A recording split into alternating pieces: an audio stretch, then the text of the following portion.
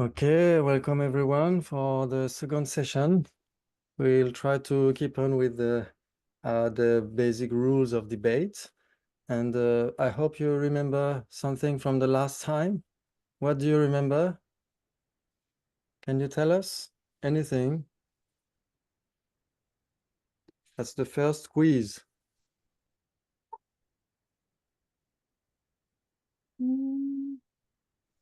To say except when we feel that something is, we agree with something, then we say except, and I forgot that. Yes, when we agree with a simple consequence, we can say accept. Yeah. So I accept what you say. We would interpret. And if we don't accept that, if we think that it's not really coherent, then we would say why. Yeah. So it's just the way to express no, I don't agree with what you say. Okay. Then what else?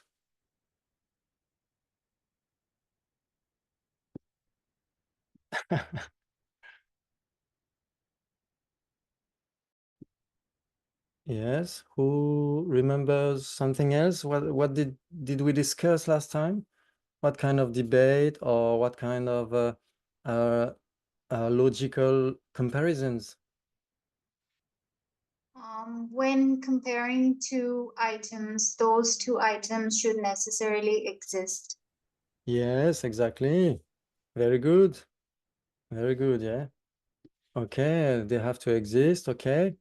And then also when we compare them, we could find that they are contradictory, yeah? Yeah, for instance, if we don't find any common base between them, then they are contradictory. Yeah, do you remember the definition of contradictory? Does anyone remember? Is it diverse? Diverse. They have to be diverse. Yeah, that's one point. And they have no common basis.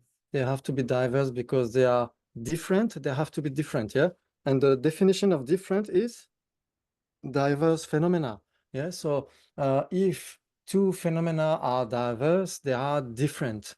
Okay, very good. And to be contradictory, they have to be different. So you're right, yeah, they have to be diverse, yeah, on the first place. Very good.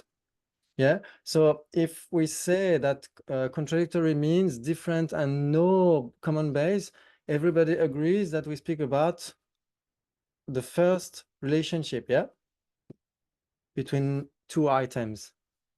Yeah, that's okay. Okay, very good. Then if we find only common bases, they are equivalent. Yeah, because they share the 8 doors of perversion. They are different, share the 8 doors of perversion. We will repeat that again and again. Yeah. Okay. And we can find 3 possibilities, 2 phenomena, like water and cold water, for instance. And we can find 4 possibilities between 2 phenomena, like monk and lama, for instance. Yeah. Okay. Okay, very good. So we will play with that again. Okay. Sharing. Okay. You should be able to see. You should be able to see what is shared here. Yeah. Is that okay? Because when I share the screen, I don't see the cams, so I don't know if you see anything or not.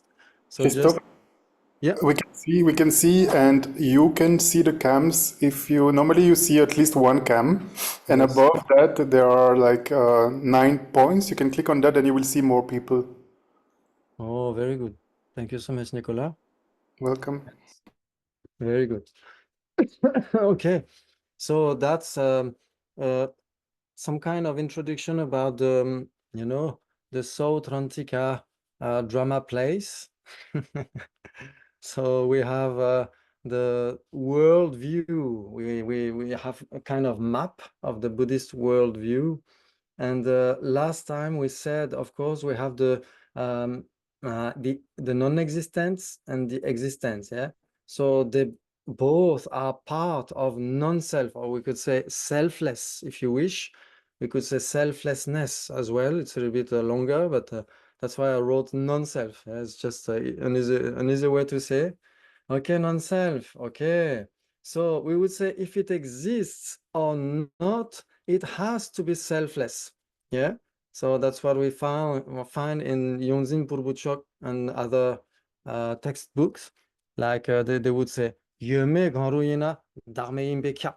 If it exists or not, it has to be selfless. Yeah. Do you agree with that? More or less. Okay.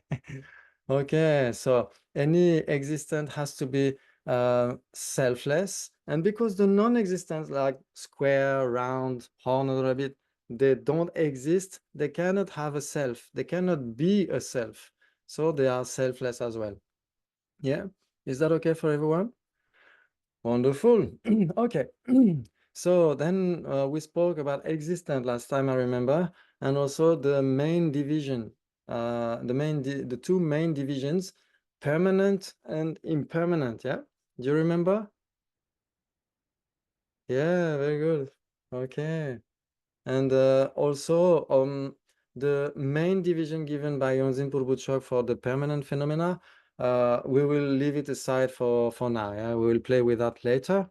And the main second category would be impermanent. Yeah. Okay, so this category is again divided in three. Yeah. So we have form. I hope you could see Tree's map about forms. Yeah. We shared that on the WhatsApp group, and that's quite interesting. It's more concerning the first chapter in Yongzin Purbuchok's textbook. Yeah. But here now we are more in existent, established base, object, and so on. Yeah, what exists, what is impermanent, what is permanent. So the first division of impermanent would be form. Yeah, for the Sautrantika following reasoning, it would be equivalent with matter. Yeah, if it is form, it has to be matter. If it is matter, it has to be form. Yeah, mainly for them. Okay. And we can have more divisions, yeah, external form, internal form, and so on, yeah, okay. And just after we have cognition, yeah, I put like CSC. It's my nickname for cognition or consciousness. Yeah, so consciousness and cognition here in that case would be equivalent, but usually cognition is broader, is a broader category than consciousness. Okay, we will see that later if we have some opportunity to debate about logic. That would be interesting, yeah, about Buddhist epistemology.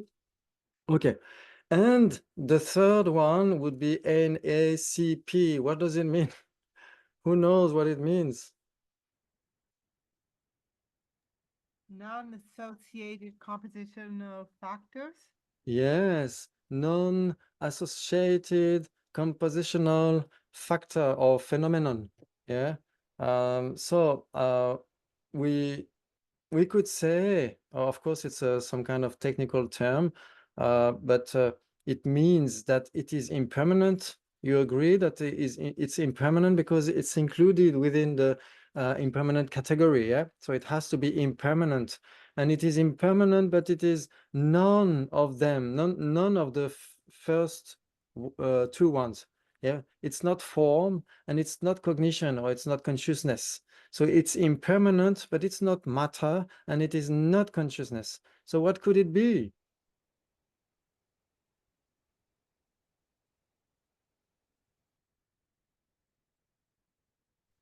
Perception, feelings.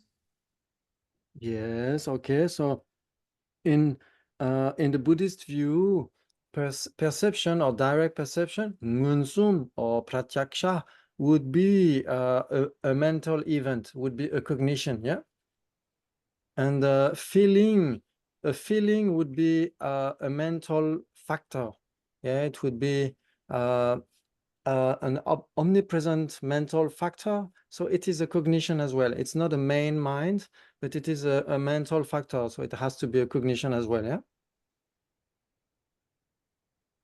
So what could be a non-associated compositional factor? I think it's like categories like time or yesterday, so. Yeah. And Yes, also person is a- yes. Very good. Very good. What Yes, time. Time and person, for instance. Yeah, very good, Zingrun. Yes. So, Chetan Nongmola wanted to say something also. sorry, yes, please. what about anger? Angle, Yeah. angle. So angle would be classified as a form. We would say it's a kind of shape. Yeah, we would say it's a kind of form source. It's an object of apprehension of an eye consciousness. No, not angle. Anger. Yes, anger. Anger. And Okay, anger. Anger, hatred. oh yes, anger, Desha, anger. desha, Oh yes, I got it. Yeah, control. control.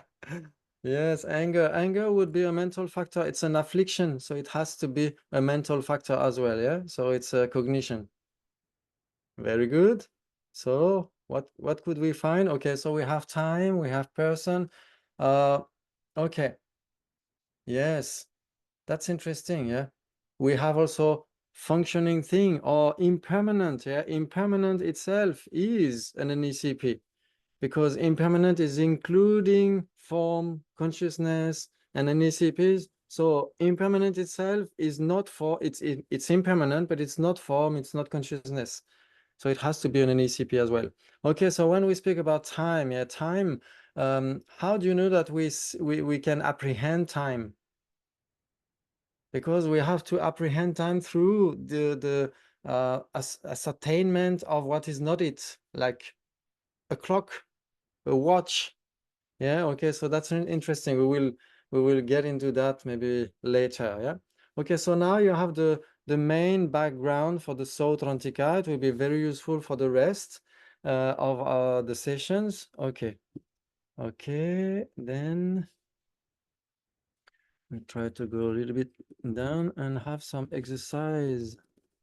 Okay, so as we said before, yeah, when the challenger will ask you some questions, sometimes, many times, he will say a two-part consequence. He will say just a simple thesis, a subject, and a predicate.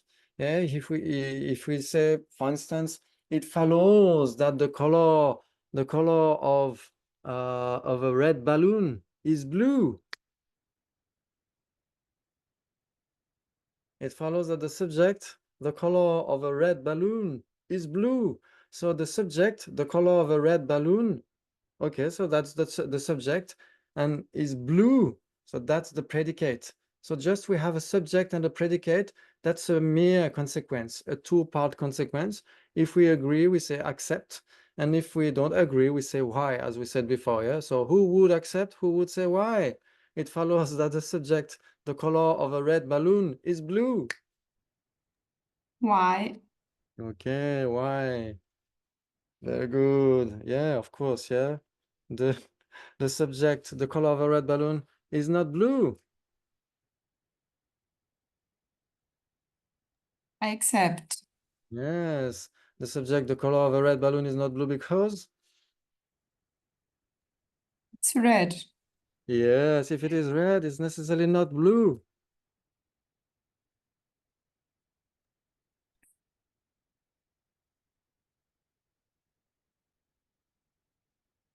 If it is red, it cannot be blue. I accept. Okay, very good. If it is red, it cannot be blue because,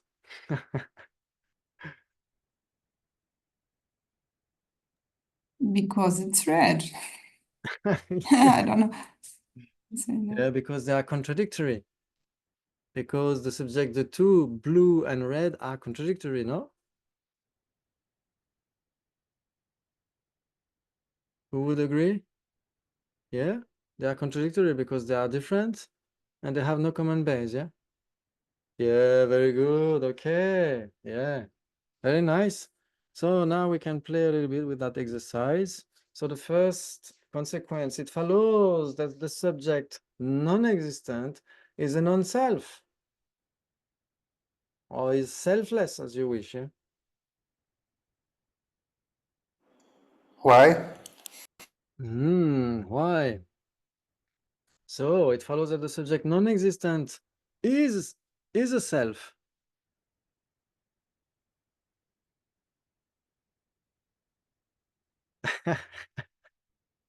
Nicolas, Hmm. did you faint? Yes, I have brain fog. So you would accept that the subject non-existent is a self? No. No. So it has to be a self or a non-self, yeah? So if it's not a self, it's necessarily a non-self. So it follows that the subject non-existent is a non-self. Accept. Okay. Wow, not easy to convince. Very good. Okay. Everybody agrees? Just we said before, yeah? If it exists or not, it has to be selfless, yeah? Okay, very good. Very good. If if we are going too quick, please dare to just interrupt me. It's not impolite at all. On the contrary, and the opposite. Yeah, it's very useful for everyone, you and me as well. Yeah, the more I repeat, the more I know how to repeat. So thanks to you, I'm learning as well. Yeah. Okay. So the second consequence, it follows that the subject non-existent is different from existent. Oh.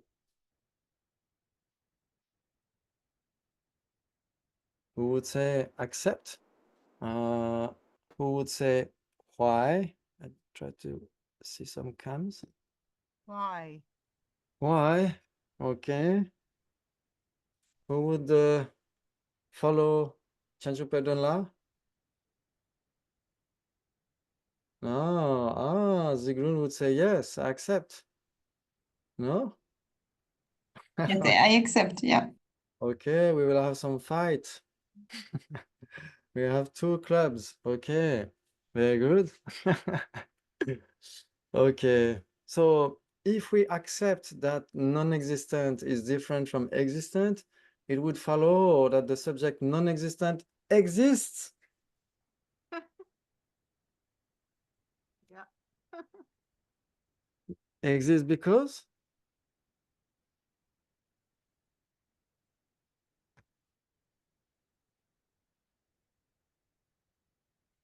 Chanchu Bandola, you could maybe.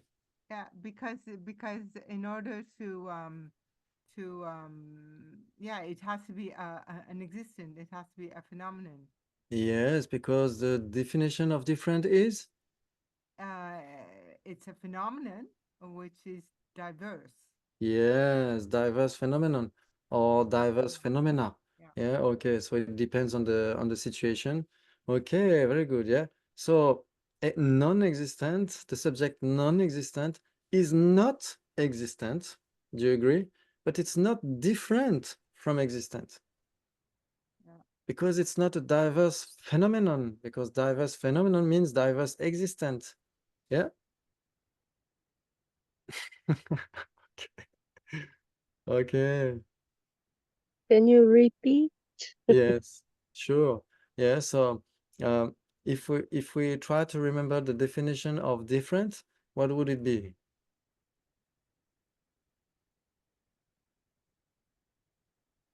Diverse phenomena. Yes, diverse phenomena, exactly. Yes, diverse phenomena. Do you agree that phenomenon and existent are equivalent? Accept. Okay, okay. So if it's a diverse phenomenon, it has to be an existent. Yeah, it has to exist. Yeah, it has to be a phenomenon. Yeah. Okay. So if it's not a phenomenon, can it be diverse? A diverse phenomenon? If it's not a phenomenon, can it be a diverse phenomenon? No, it cannot be different. So if it doesn't exist, it cannot be one and it cannot be different. It's nothing of that. It's none of that. Yeah, it's non-existence. It's just non-existent. So it's very useful to understand that. Why? Because when we try to have some skills in that tools, we can a little bit easier understand the Madhyamika reasonings. Yeah, when Arya Nagarjuna is checking, is the person, the inherent person, one with the aggregates or different from the aggregates? It would have to be inherently one or inherently different for the non-prasangika. Yeah? Okay, so if it's none of them, it just doesn't exist at all. There is no inherent person at all, because it's not one and it's not different.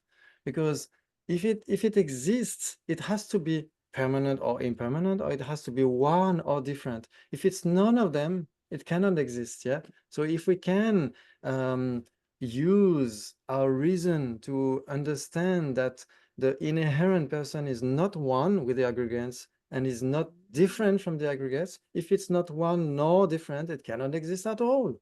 That's just beautiful. Yeah. Okay. Okay. So I'm just going a bit ahead, but it's just to see the perspective of those debates now. Yeah. Okay. Erosio, you had some Yes, question. thank you. I do have a question because, again, if we're talking about the self and, then you're saying if phenomena doesn't exist, it can't be, either diverse or different. But if we're talking about the self that we know that doesn't exist, then it wouldn't be able to be diverse or different. But we're in the Sautantrika where they say that self can be posited something. So in Yes. this case, that's in this case that we can talk about the self, no?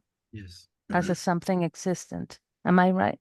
Yes, that's very important what you say, because sometimes we can be a little bit misled with the same name but different meanings, So even sometimes in the same stanza, like in the Madhyabhakavatara, Acharya Chandrakirti would say, Nyomon kyona malu jisola talel jongwa loye tongishi, dani di yulu tojene, nejo baye dani gobaje. Da is said 2 times, yeah, the self, yeah, or me, yeah, the I. But it's very different meaning in one verse and in the other, yeah, of the stanza. So that's very interesting, yeah. Okay, yes, so the self exists. The self is equivalent with person and me or I or individual, we would say. We would say kebu, kanza, da, nga in Tibetan, yeah. So me or I, kanzak would be person, kebu would be individual, and da would be self. So they are equivalent. So they exist, yeah. The self, which is imputed independence on the one or the other or the aggregates, is the person, yeah. So it's observed by valid cognition, it exists. But the self that we negate here in the Sootrantika or other schools is just a kind of imaginary self, yeah, that is posited to exist by our ignorance. Yeah. So yes, there is one self which is refuted. There is one self which exists. Yeah, that's important. Yeah. Okay. So when we say that the self exists, it's just an equivalent with me, I, person, and so on. Yeah. Is that okay? Very good. Okay. So the Sootrantika, when they say selfless, they would discard the Atman in some non-Buddhist schools in India. The Atman as a kind of unitary, permanent, and uh, sorry. Self-sufficient. Yes, no, not really.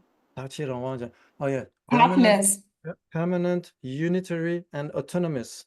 Permanent, unitary, and autonomous. That's a very kind of gross kind of self, which would be negated by the Sotrantika in particular, but other schools as well, yeah, in Buddhist philosophy. Okay, and the more subtle self, which would be discarded, would be the self-sufficient substantial existent self. Okay, So we will try to describe what it means. If we understand what means a person, which is an imputedly existent, we can discard the substantial existence. Okay, we will see that later. Yeah, slowly, slowly.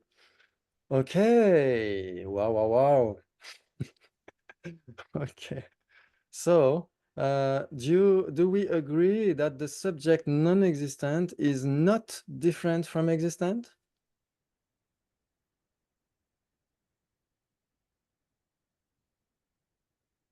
Yeah, change your pattern la. The Yeah. subject non-existent is not different from existent because? Because non-existent does not exist. Yes, okay. So, So yeah, it is yes, not a that's phenomenon. that. It is not. Sorry? It is not. It is not diverse. It is not a diverse phenomenon. Yes, very good. So it follows that if it is not a diverse phenomenon, then cannot be different. Except. Okay. So if it's not different, it has to be one. Why? Ah, if it's not different, it doesn't have to be one. Don't trust my face.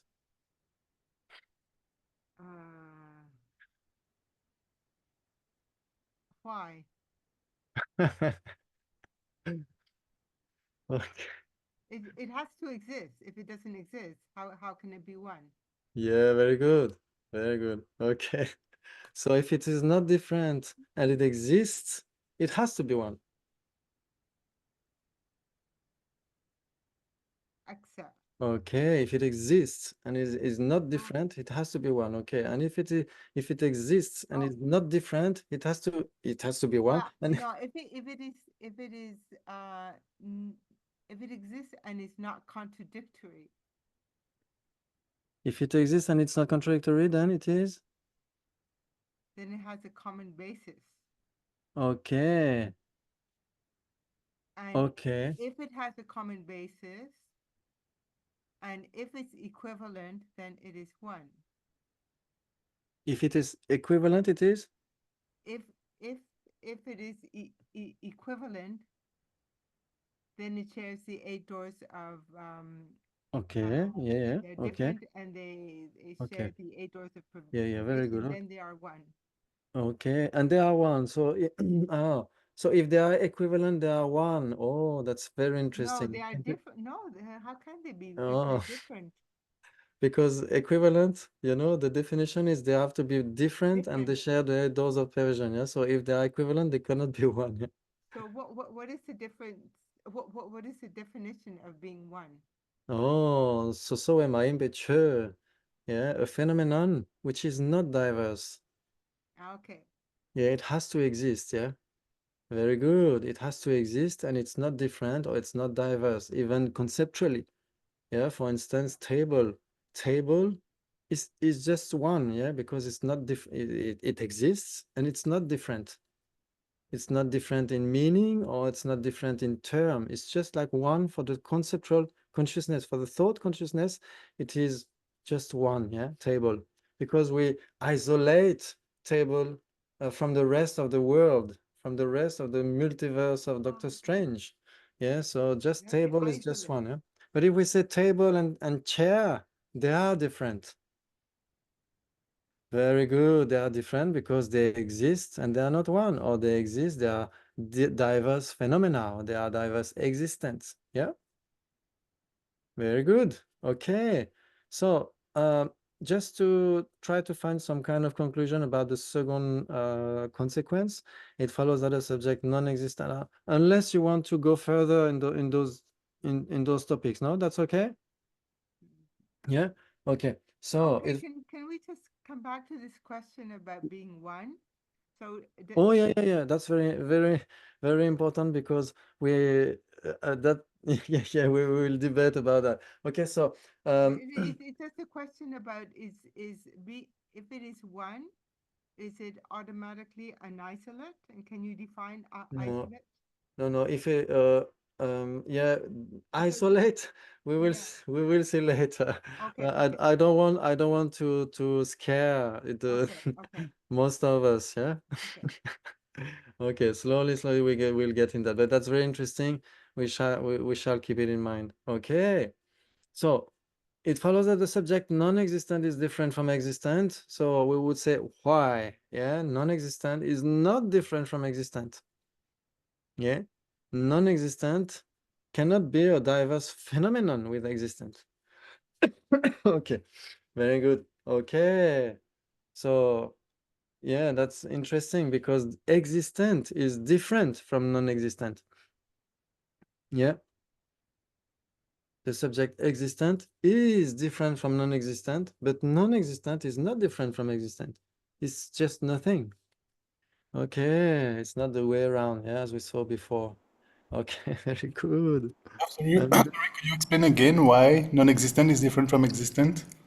Yeah, non-existent is not different from existent. Yeah, non-existent is not different from existent because non-existent is not a diverse existent from existent. It's not a diverse phenomenon with existent. Yeah, phenomenon and existent are equivalent. So when we have in the definition of different, we have diverse phenomena or diverse phenomenon. So it means it has to exist. Yeah. So if it doesn't exist, it cannot be a diverse phenomenon. Yeah. So If it non-existent exists? Non-existent exists? No. non-existent doesn't exist. Yeah, non-existent, it doesn't exist, but is not different from existent. That's just beautiful. It's just some kind of art. It's just like poetry. Yeah, but then how can you say that existent is different from non-existent? Because how can it be a diverse phenomenon from something that doesn't exist? Yes, yes, because we have something to crunch in that, because when we address a syllogism to someone, like a consequence, a three-part consequence, uh, some would say that the subject has to be an existent, the subject of the debate. Yeah, we would say the Shen de Chen in Tibetan, yeah, the Dharmin, the subject, the subject of the debate. Okay, so the subject would have to exist, but that would be very difficult to hold in debate because how can we say that, for instance, the self-sufficient, substantially existent self doesn't exist because the person is an imputedly existent? That's a syllogism, and it works perfectly. We negate the existence of the self through a syllogism, so the self becomes a subject, so becomes existent. No. So if we check in one of the some of the textbooks, like in Changyar Repe Dorje's textbook on the Soul Trantika, that's we have some clues about that. Yeah, we have some clues about that, and also in some other textbooks about the yeah about the Sautrantika. What do they say exactly? Yeah, I'm checking my memory because I'm orphan now. My books are very far away from here. Okay.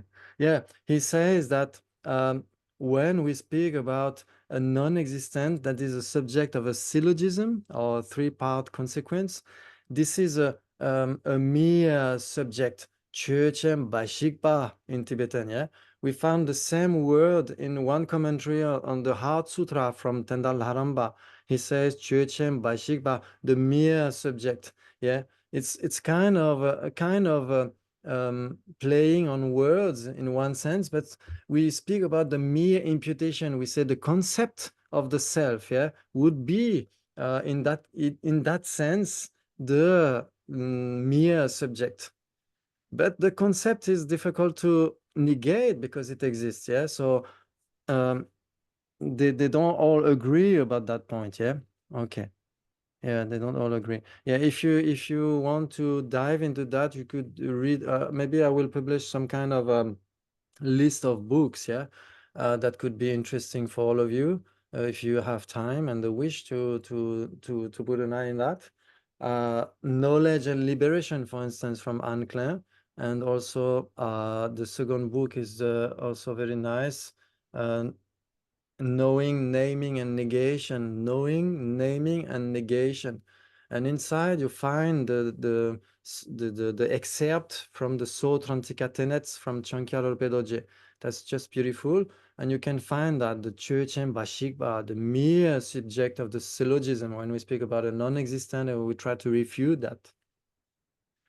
Okay, wow, very deep indeed. Okay. Okay. And the other one would be, yeah, the kind of subject that is a basal subject, a real one, we would say. Okay. Okay, very good. Then, okay, so the subject existent is different from non-existent, yeah, but non-existent is not different from existent. It's a kind of paradox in one sense. Okay. Then we have the third consequence. If you want to enjoy that, be ready. Start to play.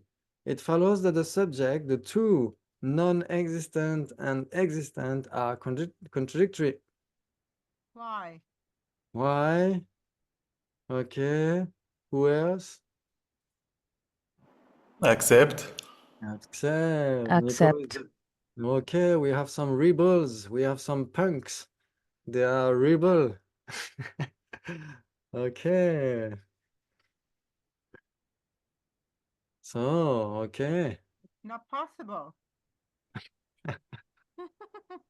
Why? I changed to why. Okay. Okay, Nikolai, you want to stick to switch or to stick? I think We trust it? I still haven't understood the previous one, so I'm sticking to to accept. Okay, Nicola. It follows that the subject, the two non-existent and existent are contradictory. Accept. Okay, they are contradictory because Because they are different and they don't have any, how do you say, the common base. common base. Why? Okay, so it follows that they exist because they are different. Accept. Okay, so it follows that non-existent exists because it's different. Okay, I see. Yeah, you didn't change to accept. Yeah. Digo, to Sorry, Rasio? I'm just saying that he should have changed when you told him. No, It's too late. if I had changed, I would not have understood. Now I have understood, so it's good to make mistakes. Yes, we need that. We need that. Yeah. We pray Arya Manjushri to make mistakes in order to learn, of course. Okay. Very good. That's very interesting. Yeah. Okay. So the subject non-existent and existent, the two, they are not mutually contradictory. They are not contradictory. Yeah. Only existent is contradictory with non-existent. Yeah. So I think it's more clear now. Yeah, for everyone. Yeah. It's true that we understand by making mistakes. Can you repeat the exchange of accepts that you had? Yes. Because they said, oh, yeah, I accept, and then you did some. Can you repeat Yes. how it went? Sure. We try to repeat, Nicola. Yeah. Okay, digere. Okay. Rigire. Oh, pe porta. Hola, so ta. Mepa no yoba ni chuche. You want to do that in Tibetan, Nicola? No, not today. Okay. Okay. Next time. So it follows as a subject, the two, non-existent, existent, they are contradictory. Accept. Yes, of course. They are.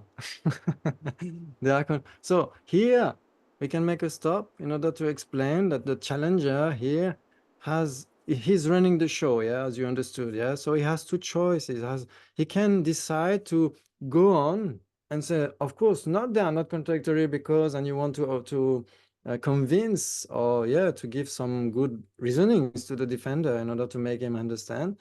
Yes, but I would warmly suggest to choose the second option and to ask the defender why he thinks so. Then you know his view, then you can discard that.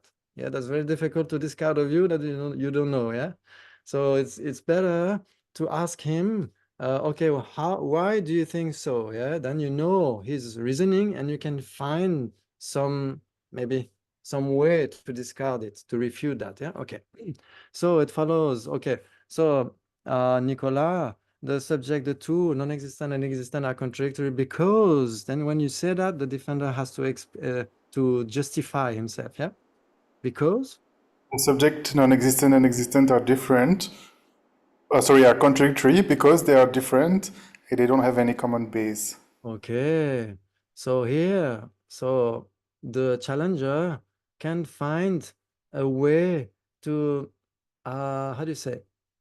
Comment on dit trembler?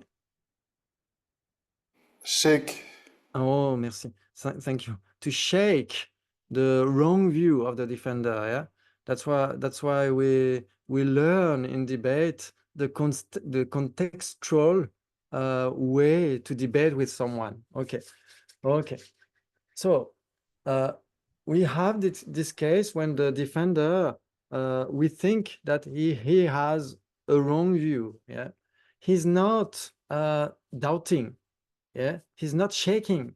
He has a wrong view. His wrong view is getting fully mistakenly and fully in according to its object. Yeah, it engages its subject in an incorrect manner. Yeah, we would say that that's the definition of a wrong view. Yeah, okay, chinchilot to shuberiba. Okay, that's a cognition that engages its subject in an incorrect manner, yeah, in a distorted way, in one sense. Okay, and he's not doubting. So I need to make him doubt. Otherwise, he will not check, he will not want to see if there is another answer, a final answer. So I need to address a consequence. And that's why I will say, then it follows that the subject non-existent exists. You know, you see the opposition, the dichotomy between them. So then the defender will think, oh, maybe not. Maybe the subject non-existent is not contradictory, yeah, with existent, or maybe they are not contradictory. Okay, and now he's willing to know in one sense. He's doubting. That's why when we say that the subject of the debate is a shen de chöchen kyöme in Tibetan, it's a perfect subject of inquiry. We want to know about that. Yeah. So that's why we cannot debate with everyone. If you go in UK and you are sneezing, someone will say, God bless you. You cannot say, oh, God doesn't exist because the Bodhisattva Shantideva said so in the wisdom chapter. You will say, yes, you too. You cannot debate with everyone. Yeah, that's the contextual framework of debate. So when someone is starting to doubt, he wants to know about the subject non-existent and existent, then we can address a three-part consequence, a syllogism. A syllogism, yeah? Subject, predicate, and reason, yeah? So a three-part consequence. And that defender is a perfect opponent in debate. He's a Chigo Yonda in that case, yeah, because he knows what is the subject, he knows what is the predicate, he knows what is the proof or the reason, but he still has doubt about the subject and the predicate, about the thesis. So he is a perfect opponent in debate. He is a Chigo Yonda. Yeah, that's the definition given in Serame. They would say, "Da chö dun sum tsemenyeshin drup jala shen de shupe gowakage chege yondage tseni." Yeah, that the definition of a perfect opponent in debate is someone who is debating. He's debating, and he knows the sign or the reason, the subject and the predicate, but still has a doubt about the thesis. Yeah.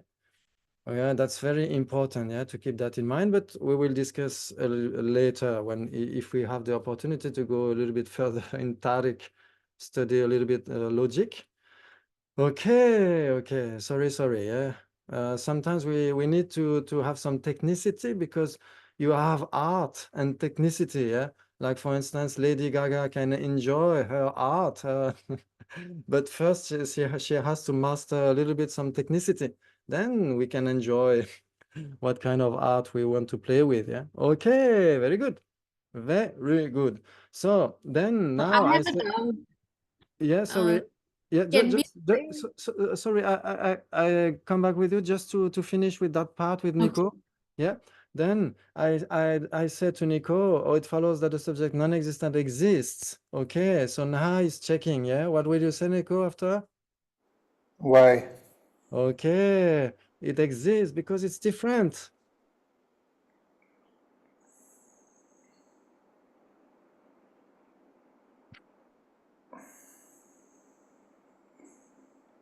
The reason is not ascertained. Okay, the reason is not established. Okay, but you asserted the reason because you said that they are contradictory. So if they are contradictory, they have to be different and no common base. Accept. Okay, very good. It's kind of, yeah, kind of way to try to find some answer, yeah? Is that okay? Very good, Richa. Can we say that existent and non-existent have some common base in the sense that they both have non-self? Ah, yeah, that's a good question. We would say that they have a common characteristic, and not really in one sense, because non-existent cannot have any characteristic. Otherwise, it would have to be a characterized phenomenon. So we would say that they share a common point in one sense. They share a common point. They are both selfless, but selfless is not a common base because there is nothing which can be both non-existent and existent. Yeah. Yeah. It's like, for instance, pot and table. Pot and table, they have common characteristics, yeah? They are forms, they are impermanent, they are functioning things, they are, and so on and so on, existence and so on, yeah? Still, they have no common base. Yeah, nothing can be a pot and a table, yeah? Very good. Very good. Okay. That's excellent. Then it follows. What time is it? Because I enjoy so much and I forget the. Christophe, We? Yeah. how could we then compare existent and non-existent? So, yeah, we could say that the subject existent is contradictory with non-existent, because the subject existent is different from non-existent, and there is no common base between them. Okay, so the subject has to be existent because non-existent cannot be a subject because it is a non-existent. Yeah, we could say in one sense, like as we said before, like with the church and Bashiba, yeah, the mere subject, we could say the subject non-existent is not observed by valid cognition because it's not an object.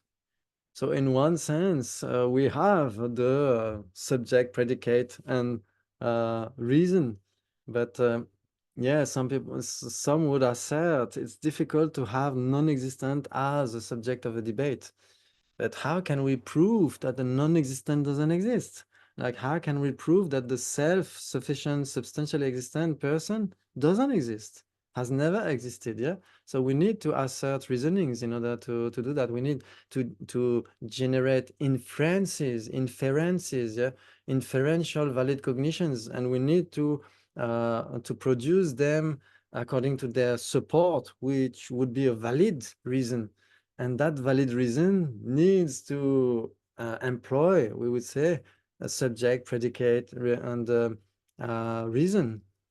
So, yeah, we could still say, in one sense, like for instance, we have many debates like this in the classical texts, like when Acharya Chandrakirti is negating the inherent self. Yeah, so he would say that the subject inherent person doesn't exist because the person is a dependent arising. Yeah, so in that case, the inherent person is still the subject of the debate.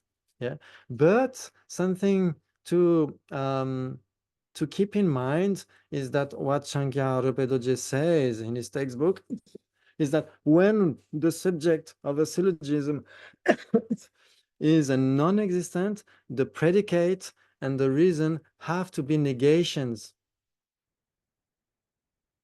Have to be negations. Otherwise, it's difficult to, in one sense, we could say among the three types of valid reasons, we have the valid reason of nature, of effect, and of non-observation. That's the third one of the third ones. Okay, so just to do the teasing for Tariq, if we have the chance to discuss that one day. Okay. So yes, existent is different from non-existent. Existent is contradictory with non-existent, but it's not the way around, yeah? Very good. Okay. Okay, so it follows that the subject non-existent is different from existent. We've seen that, yeah? Okay, it follows that the subject existent is permanent. Oh. Oh. Who would say what? Could you repeat that? I don't see the screen. Yeah, that's the last one on the screen. It follows that I this. don't see the screen anymore. I mean, Oh, okay. So just okay. It follows that the subject existent is permanent. Oh. Why? Oh, we have one why. accept as a Yeah. generality. Okay, we have accept. We have why and we have accept. Okay. Then who else? Why? Why? Why? Why? Okay, why? Depending on Okay. conditions. Why? We have many whys. Oh la la la la. Wow. And who said accept? How many persons? How many people said accept? Only one. Only me. Only one. Oh. Okay. Only one. Hmm. Because you didn't say the existent is permanent. You said the subject existent is permanent. Okay. Right? So I understand that the subject existent, you're talking about a concept existent, a generality. You're not about a okay. specific phenomenon. Yes, okay. So we will have a few sessions about generalities and instances, yeah, because that topic is just crucial for many reasons. And we will see that if it is a generality, it's not necessarily a concept, yeah. Yeah. It's not, yeah, yeah. So we will see that, yeah. Okay. So, okay. So we have many whys. Not everyone would accept that the subject existent is permanent. Okay, let's see that. Let's see that. So I will find for next time, I will have slides as well, yeah? And now we'll just talk like this. Okay. Okay, the subject existent is permanent. Many people don't agree. And we have only one person who accepts. How's that possible? Only one rebel.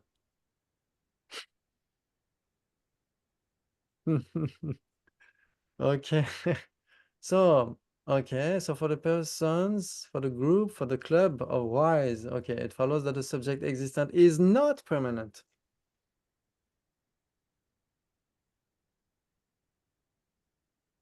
Because it has to be permanent or not.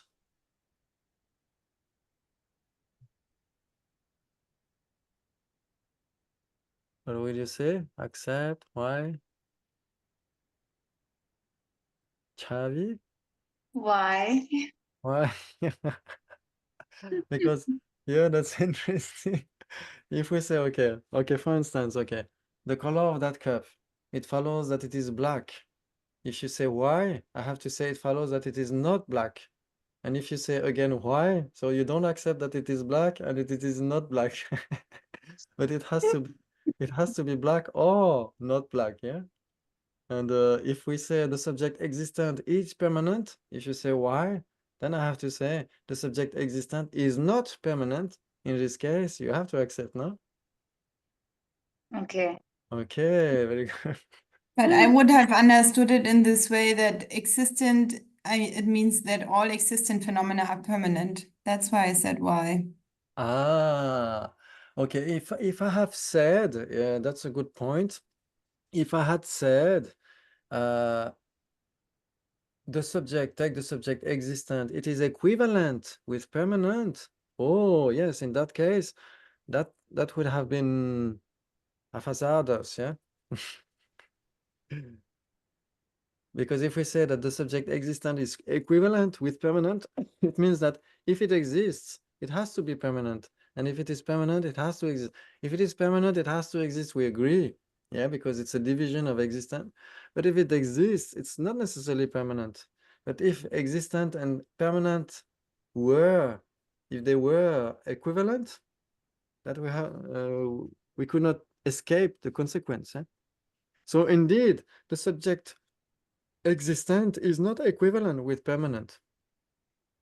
But still, yet, can it be permanent? For instance, the subject apple is existent. Do you agree? But the subject apple is not equivalent with existent.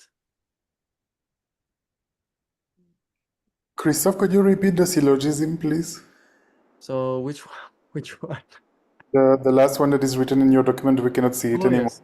So it was not a syllogism, it's a two-part consequence. It's just a mere thesis, subject, and predicate. And when we have, we will have slides later to make the distinction, but when we have a three-part consequence, then we have a syllogism. Yeah? Okay, we will see that later. But for now, it's only a mere thesis, a two-part consequence with two possible answers, yeah, from the defender.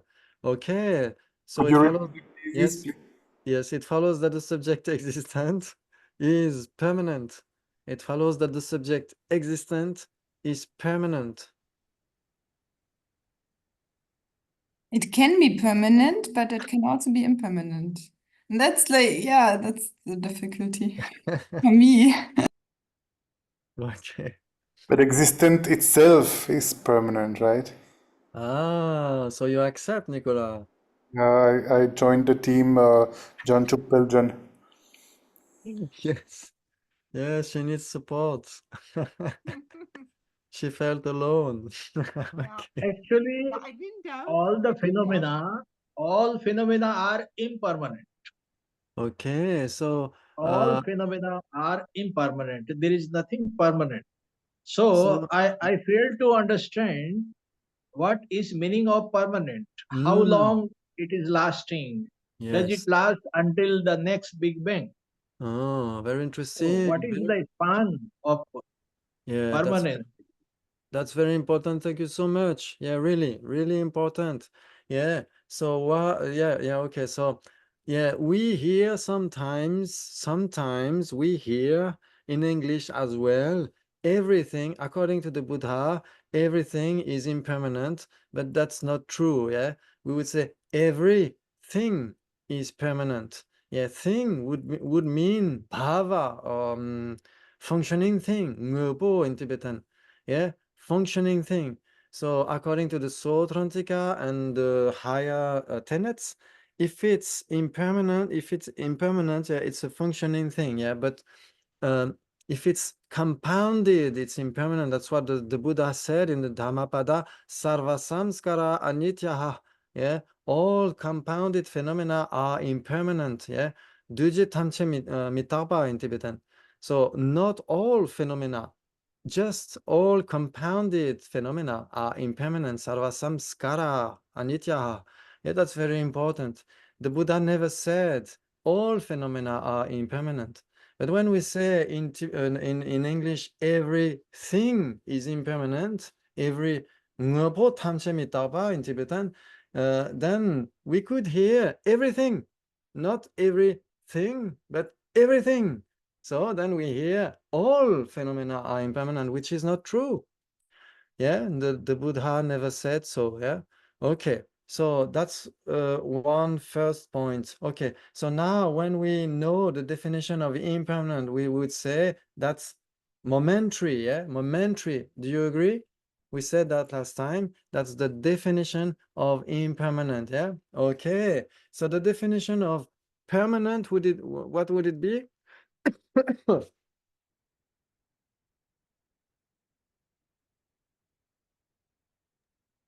It doesn't change from moment to moment. So it doesn't change moment by moment. It follows that horn of the rabbit is permanent because it doesn't change moment by moment. Well, it is an existent Ah, that doesn't change from moment to moment. yes, very good. Yes. Che dans Kechima Maimbe Jitumba. Yeah, in Tibetan from Yonzin Pulbuchok. So we could say a phenomenon that doesn't change. Yeah. A phenomenon that is not momentary. Yeah. Okay. So it has to exist and it doesn't change moment by moment. Yeah. That's the very basic principle of Buddhist philosophy. And permanent and eternal are very different. Okay. We could say, in one sense, permanent and eternal, four possibilities. Oh, that's very, very, very subtle in Buddhist philosophy. Yeah. Oh, okay. So eternal means something that the existence of that endures.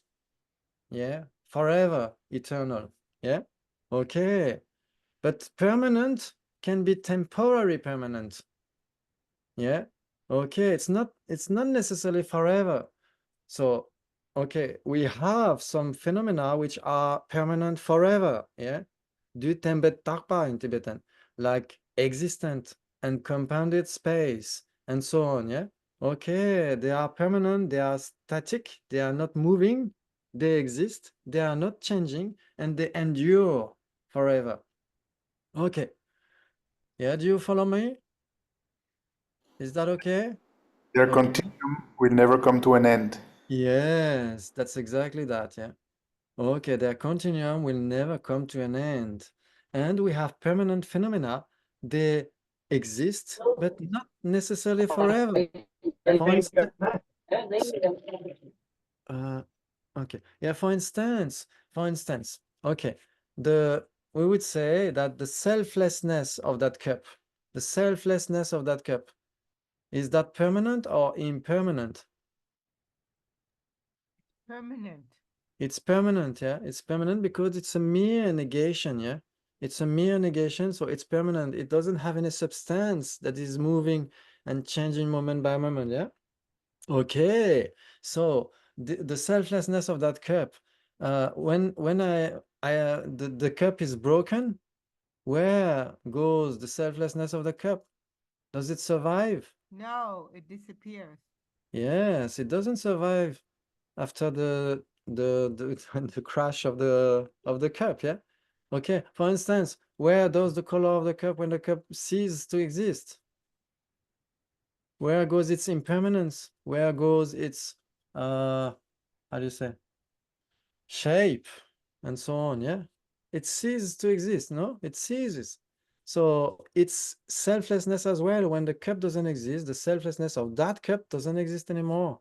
But when in the meantime, when the selflessness of that cup exists, it's permanent. So it's temporary permanent. As long as it exists, it doesn't change. Yeah? Is that okay for everyone? Why does the selflessness cease when the cup breaks? Sorry? Why does the selflessness of the cup cease when the cup breaks? Because that's the selflessness of that cup. It's not the selflessness in general. It's the selflessness of that cup. Yeah. So if the cup, if the characterized phenomenon doesn't exist, its characteristic cannot survive. Yeah, very good. Very good. That's very important. Yeah. So we will learn slowly that the selflessness of that cup and that cup, they are one entity. Yeah, we will know that. Yeah, that's very important as well. Okay, everything is important. So none of that is. Could you repeat that? The phenomenon and its Yeah. selflessness are a single entity? Yes. Okay. So Is that what? right? Yes, because we will unfold that very meaning with Acharya Dharmakirti's textbooks, and we will slowly try to check that, yeah, that permanent and impermanent, and all those things are very important to understand those schools, yeah. Okay, so we will see that slowly, yeah. Okay, yes, please. Okay. Certain phenomena you can say permanent, like for example gravitational force. It is universal, it does not change, so we can say permanent. Is it right? There is nothing wrong in saying permanent. The gravitational force, though its magnitude may vary from place to place. Yeah, we would say that the gravitation force is a force, yeah. So it has the capacity to create a function, yeah. We would say in Sanskrit, Artha Kriya Shakti. Yeah, it has the capacity to produce a function, yeah. Dunjinuba in Tibetan, yeah. Dunjinuba. It has to accomplish a function. So if it is able to perform a function, it's a functioning thing. It's impermanent. But impermanent is not necessarily, for a short continuum. Yeah, impermanent can endure, can remain. Like for instance, the subtle mind is impermanent, but its continuum endures forever. Yeah, so permanent, impermanent, that which is and that which remains or endures or not are very different categories. Yeah, very different. Yeah, so the gravitation force is constant. Yes, it endures as a physical law, we would say, in one sense, but it's still impermanent because it has a capacity to produce an effect. Yeah? Is that okay? No? Actually, see, once it endures, it's a natural force. It remains all the time. Yes. And it is universal. Yes, okay. In the universe, it does not change with the place. So once it is universal and it is enduring forever, yes. So how can we say that it is not permanent? Can Because- can I try? Yes, please. So couldn't it be because the gravitational force of the Earth is different from the gravitational force of the moon? We would say that because Yes. Yeah, But because the property of the gravitational force, it exists everywhere. okay, We are yes. only talking of that magnitude, not the magnitude of high and low. Yes. Talking about the generality again, aren't we? So we would say that the gravitation force is pervading the physical world. Yeah, we would say so. So of course it's universal, it's pervading the physical world, that's perfect. It's still impermanent because the meaning of impermanent doesn't necessarily mean that the continuum stops. Impermanent when the continuum stops, we speak about gross impermanence. Why? Because it's an object of apprehension, of direct perception, of a sensory perception. Yeah, I see my cup, it's broken up. I can see directly that the continuum of my cup has ceased. Yeah, but when we mean the subtle impermanence, we mean momentary changing. We don't say that it has to endure for a certain time, for a certain amount of time, or if it has to be there forever, like the mind or matter, the continuum of matter, and so on. Yeah. So we are not speaking about the continuum. Yeah. How long it endures. We speak about its very nature, like it's changing moment by moment.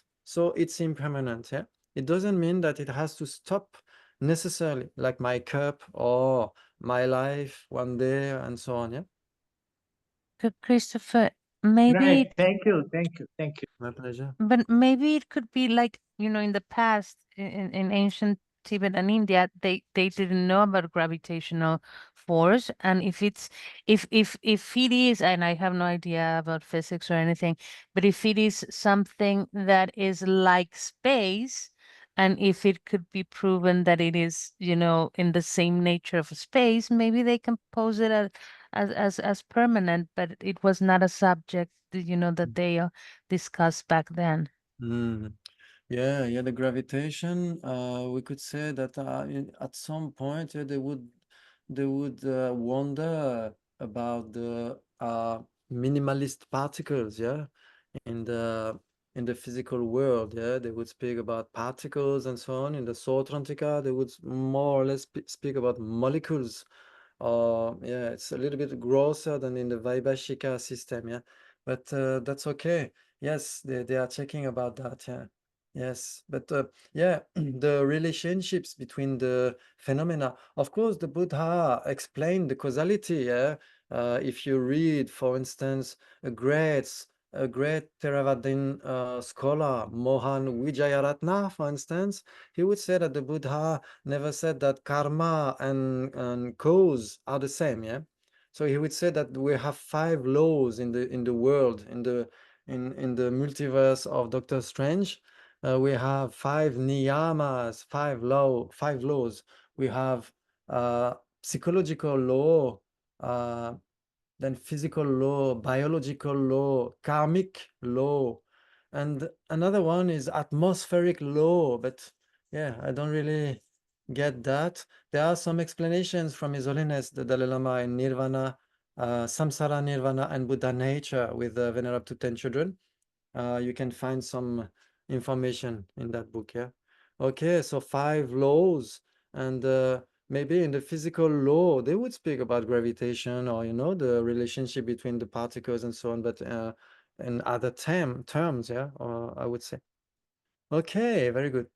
So we have permanent and impermanent. Yeah, that would be accepted in all the schools in Buddhist philosophy. Yeah. Okay. Then for the Sautrantika, something very important is that we have permanent phenomena and impermanent phenomena, and we have the cognitions that have those phenomena as their appearing objects. Yeah, so something very important for Acharya Dharmakirti, for instance, in the Pramanavartika, he would say, Shejani chir tsemani dunje nudan minuchir. Yeah, he would say, because we have 2 kinds of object of comprehension, we have 2 types of valid cognitions. Yeah, so that's very important. Yeah, so there is a perfect, there has to be, ideally there would have to be a perfect match between ontology and epistemology, between the way things are and the way we know them. Yeah, that's very important to have a coherent system in Buddhist philosophy. So that's why we have 2 kinds of the objects of comprehension: permanent and impermanent, dönce dan minutir, because some are able to accomplish functions and some not. Yeah, some are impermanent and some are empty of being able to accomplish a function, yeah, to perform a function. Okay, so because we have impermanent phenomena and permanent phenomena, those phenomena are the appearing objects of 2 kinds of valid cognitions: direct perception and inferential valid cognition. Wow, that's just beautiful. That's amazing. Okay. And that's the very stepping stone to understand after the other schools, but not the other school. No, they will not agree necessarily for all the details. But what we see now, if it is permanent, it has to be the appearing object to thought consciousness. And if it is impermanent, it has to be the appearing object to direct perception. That's very important. That's crucial in order to understand why the subject existent is permanent. Yeah, I'm trying to slowly find an answer to that consequence. Yeah. So okay. So if it is permanent, it has to be the appearing object to thought consciousness, and if it is impermanent, it has to be the appearing object to direct perception. Okay. Okay. So now, when they would express also something very important, that for the Sautrantika following reasoning, permanent phenomena are conventional truth, and impermanent phenomena are ultimate truth. Yeah, so that's another way to divide all phenomena, of course. Yeah, according to Buddhist philosophy, if it exists, it has to be an ultimate truth or a conventional truth. Yeah. But the meaning is very special here in the Sautrantika. Don't be misled with the terms. They are the same, but the meaning is very different. It's not like in the Madhyamaka and so on. In the Sautrantika following reasoning, that's very, very specific. Any impermanent phenomena, according to the Gelugpa school. Okay. The Sautrantika following reasoning as it is interpreted by the Gelugpa school in Tibetan Buddhism would say, to be more precise, would say that if it is impermanent, it is an ultimate truth. It is an ultimate truth because it is ultimately able to perform a function. It is an appearing object to an ultimate mind, a non-mistaken mind. Direct perceptions for the Sautrantika are necessarily non-mistaken. So that's why they are ultimate minds. Yeah. And the appearing objects to those ultimate minds are ultimate truth. Wow. Okay. And thought consciousness is mistaken. We will learn that. We will learn that. It's very interesting and very important for to understand the Prasangika as well. Any thought consciousness is mistaken. So it's not an ultimate mind, it's a conventional mind. Because it's distorted, it's not fully wrong, it's not totally wrong, not necessarily, but it's necessarily mistaken. There is something mistaken in the appearing object. Yeah? Okay, so because thought consciousness is not an ultimate mind, it's a conventional mind, the appearing objects to that conventional mind are conventional truth, and they are permanent. Christophe? Yeah. It follows that my computer is an ultimate truth according to Sautrantika. Accept. It follows that myself is an ultimate truth according to Sautrantika. Accept. ठीक है. ठीक है. अच्छा है. Yes, that's perfect. Exactly. Yeah, if it is impermanent, it has the capacity to perform a function. Yeah, Artha Kriya Shakti, as we said before. Yeah, Artha Kriya Shakti, the capacity to perform a function. Which one specifically? To be the appearing object of an ultimate mind, of a direct perception. Of course, the cup has many functions. Yeah, we can put water, tea, and so on. It produces the cup of the second moment as well. But mainly, it's the appearing object to my direct perception. So that's why it's an ultimate truth. It's ultimately able to perform a function for the Sautrantika. Yeah? Is that okay? Okay, so now, okay. Now we have permanent and impermanent. For permanent, we need the thought consciousness in order to ascertain explicitly those permanent phenomena.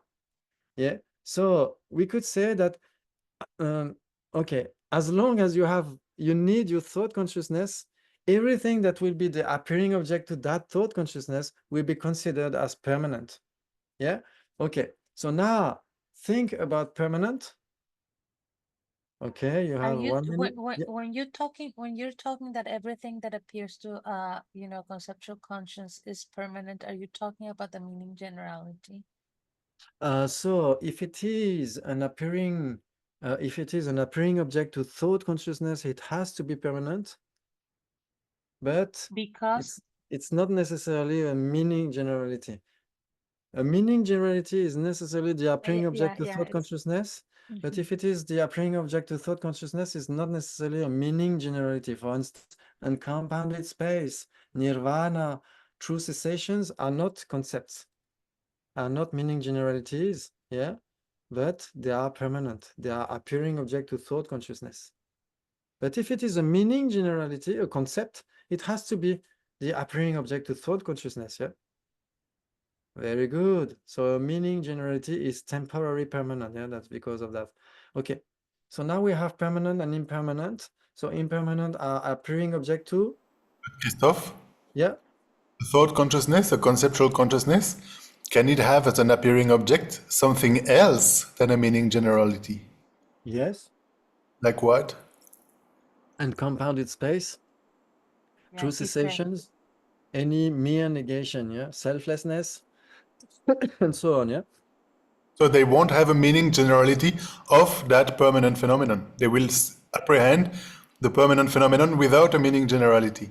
We need the meaning generality, yeah, because they would say that permanent phenomena are samanya lakshana. They are generally characterized phenomena, yeah, and the definition would be torpe tarsam yingi rangi tsenyigi machubechu, yeah. Sorry. Torpe tarsam yingi ransen do machubechu. Yeah. So it's merely imputed by a term or thought consciousness, yeah, and it is not established as a swalakshana and so on, yeah. So it is merely imputed by a term and consciousness. So you need your meaning generality in order to ascertain explicitly, we would say, uncompounded space. Therefore, a thought consciousness, the appearing object of a thought consciousness, is necessarily a meaning generality. So we would say that if it is a meaning generality, it's necessarily the appearing object to thought consciousness. But if it is the appearing object to thought consciousness, it's not necessarily a meaning generality. Yeah, because a meaning generality, we would say, is temporary permanent. When we think about, well, I think about my cup, as long as I think about my cup, the meaning generality is static. Yeah, it's permanent, but it's temporary. When I think about something else, that meaning generality disappears, but uncompounded space still exists. Even when we don't think about that, yeah? There are some people, they are thinking about that, but even if I don't think about the uncompounded space, it still exists, yeah? But if a consciousness apprehends uncompounded space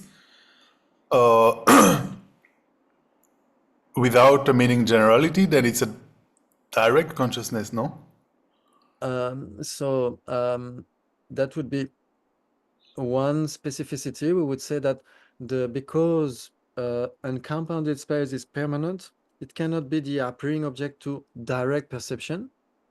But we could say that direct perception can still realize uncompounded space, but implicitly. Yes. But what I don't understand is that I thought that every conceptual consciousness, when it wants to engage with any phenomenon, whether permanent or impermanent, realizes it through a meaning generality. So the appearing object of that thought consciousness is necessarily a meaning generality. So we could say that the uncompounded space, the uncompounded space, or any permanent phenomenon will appear to the thought consciousness through the meaning generality. But can we say that it is that meaning generality? Like, for instance, when you go in your family in Christmas, during Christmas, and you have your nephews and nieces, they want you to be dressed in Santa Claus. So then you appear like Santa Claus, but are you Santa Claus? You appear through the Santa Claus costume or suit, but you are not Santa Claus, yeah, and you are not your suit. Yeah, so we would say that uncompounded space appears through the meaning generality, but it's not the meaning generality. Would you agree? No, but the appearing object of the thought consciousness apprehending uncompounded space, the appearing object is the meaning generality of uncompounded space, not uncompounded space itself, isn't it? So if we say that that for any permanent phenomenon other than a meaning generality, yeah, For any permanent phenomenon other than a meaning generality, we need the meaning. The meaning generality would be the appearing object to thought consciousness. That would mean that any permanent phenomenon is a meaning generality. Yeah? But permanent phenomena, and as well as meaning generalities, which are permanent as well. Yeah. So you have permanent phenomena which are not concepts, and you have concepts which are permanent. We are okay. Yeah. But if it is permanent, it's not necessarily a concept. It appears through the meaning generality, but it's not necessarily a concept. Okay, let's take selflessness. Yeah. Okay. Permanent, right? Yes. So let's say somebody is a bodhisattva on the path of preparation. Yes. And has an inferential cognizer of selflessness. Yeah. If the appearing object is selflessness itself and not the meaning generality of selflessness, does it follow that he has moved on onto the path of seeing? You mean that if we say that, for instance, selflessness is the appearing object to thought consciousness, but without the meaning generality, so we would say that we cannot discard the meaning generality.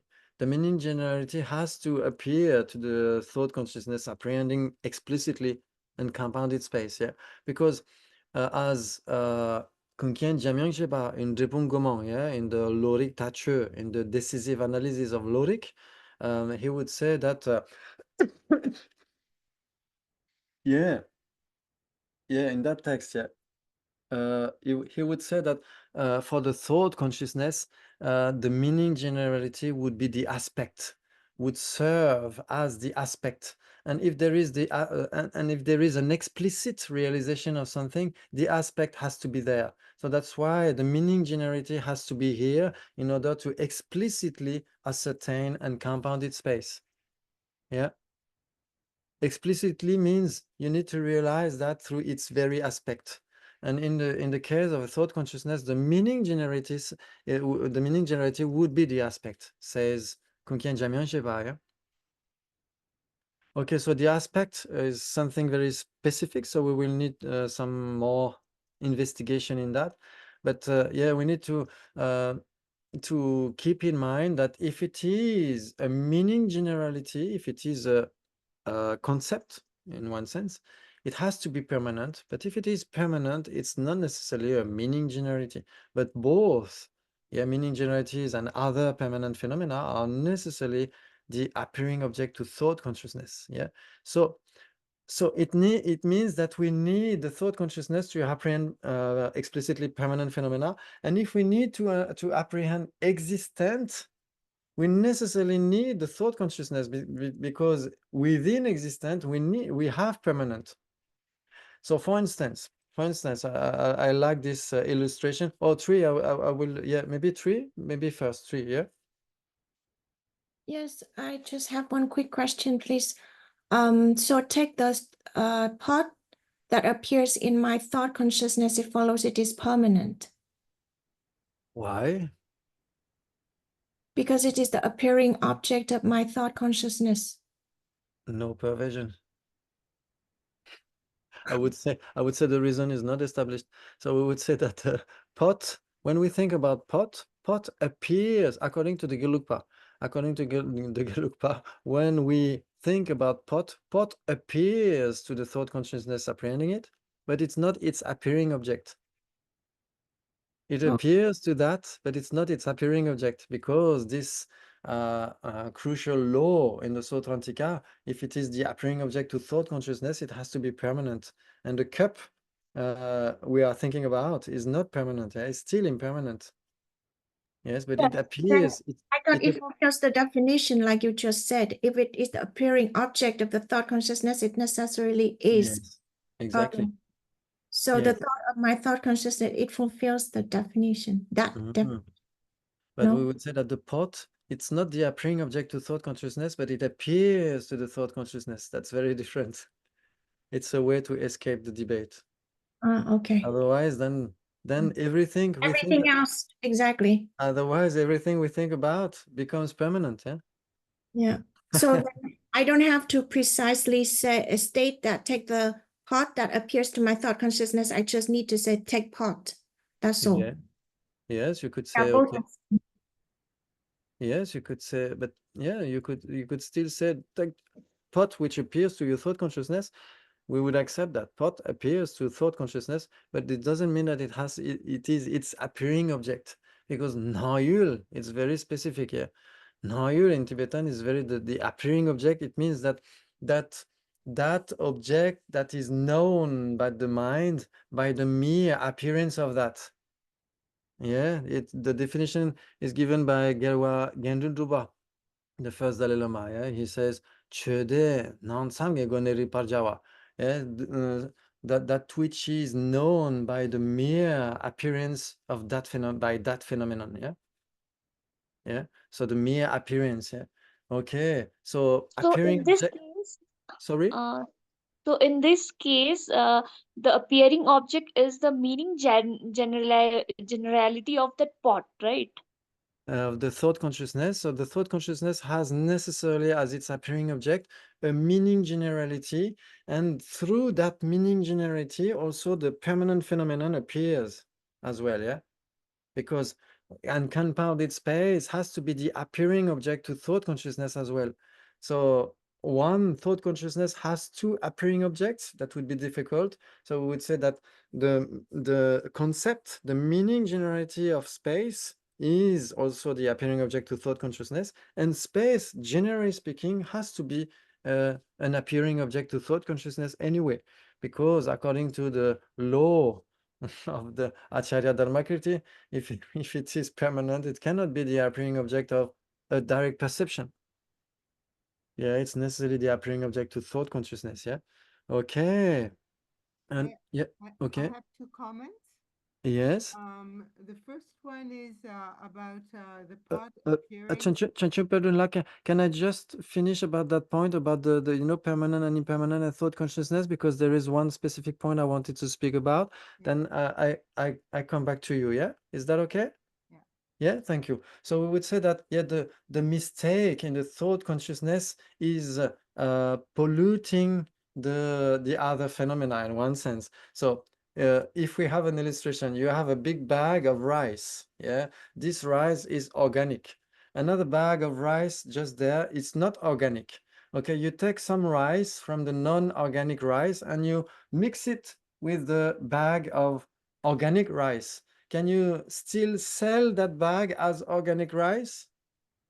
No, you cannot do, because the non-organic rice is polluting in one sense the organic rice. Yeah. So in one sense, the thought consciousness is polluting. So when we think about permanent, we need the thought consciousness. Yeah.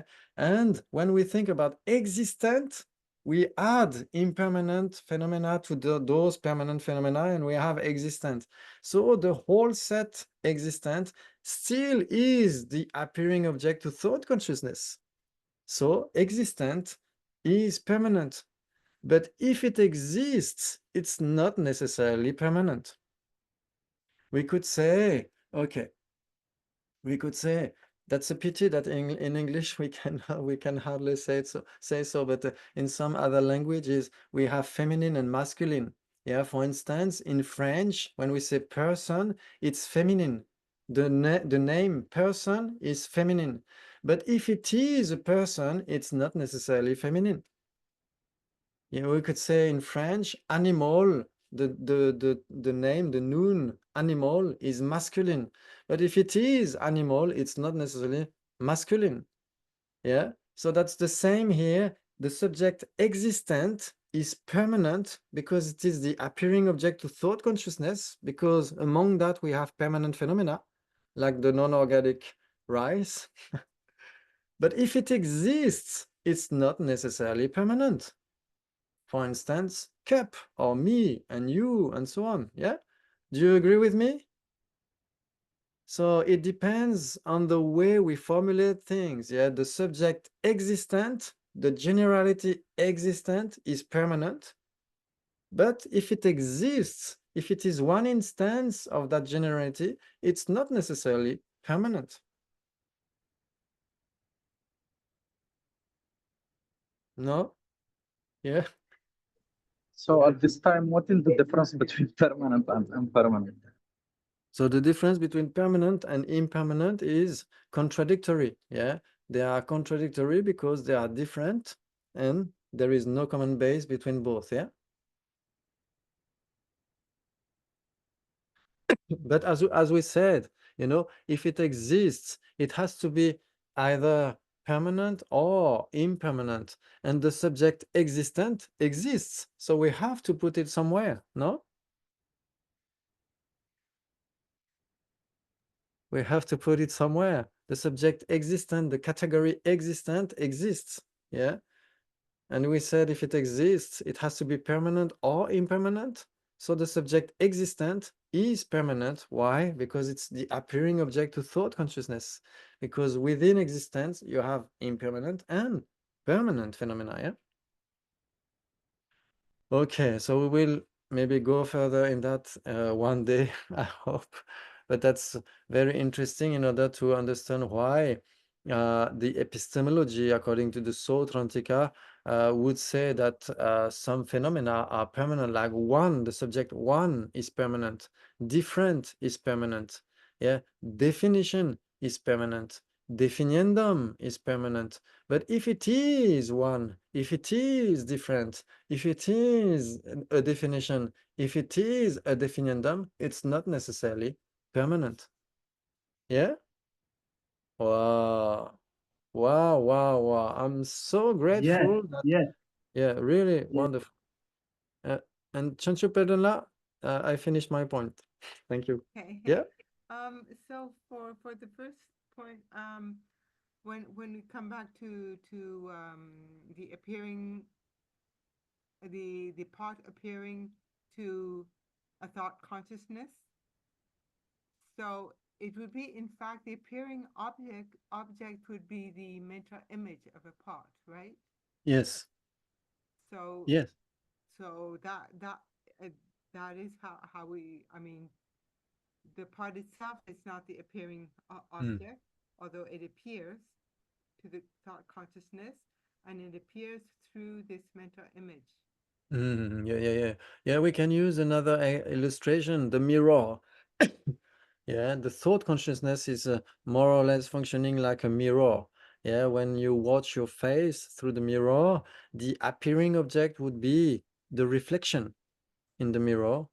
Yeah, so we can still accept that your face is appearing through the mirror, but it's not the appearing object. The appearing object is the reflection in the mirror.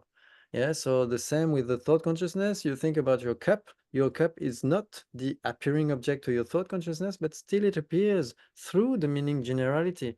It is polluted with the meaning generality. It is hidden by the meaning generality. That's very important. Yeah, in established base, we have the one equivalent is hidden phenomenon. Yeah, it is hidden because we can think about everything. And when we think, the meaning generality is covering, is hiding its object.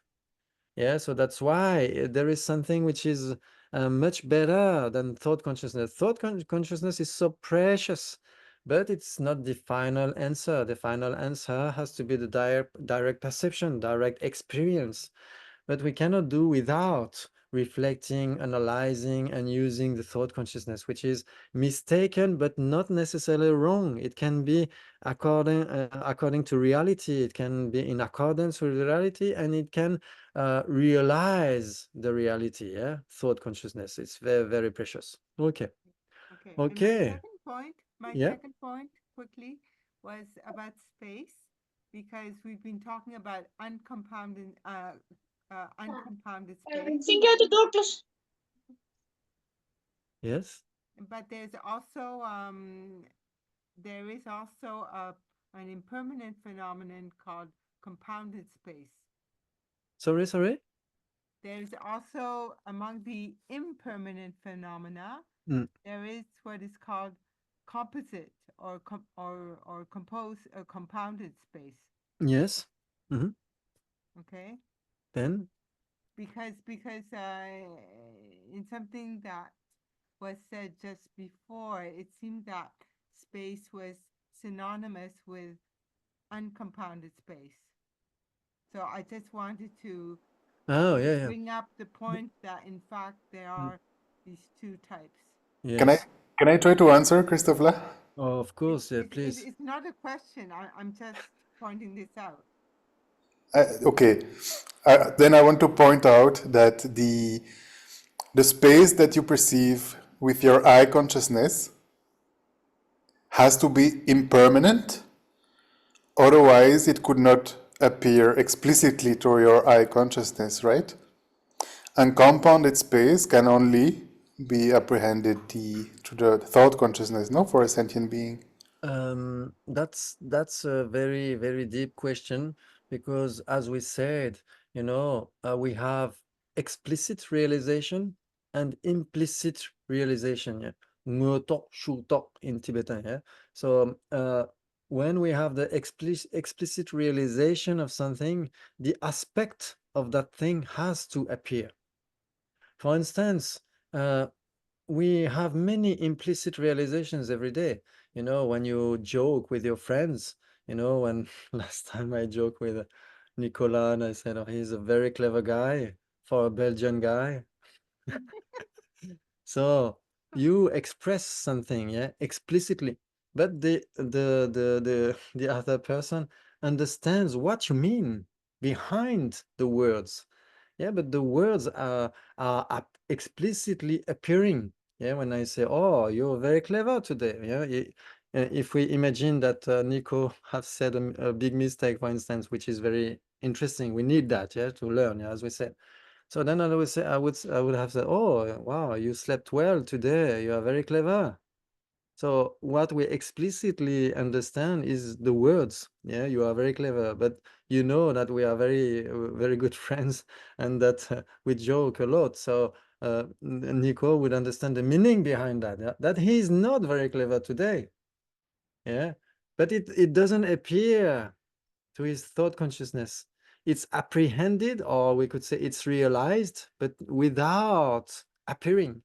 So that's the magic of mind. Mind is able to know something that is not necessarily appearing to that mind. Mind is able to understand something that is not explicitly appearing to that mind. You say a joke to someone, explicitly we understand the words, implicitly we realize the meaning, which can be the opposite. We understand that implicitly because we understand that fact or that joke without it appearing to the mind. Is that in fact an inference?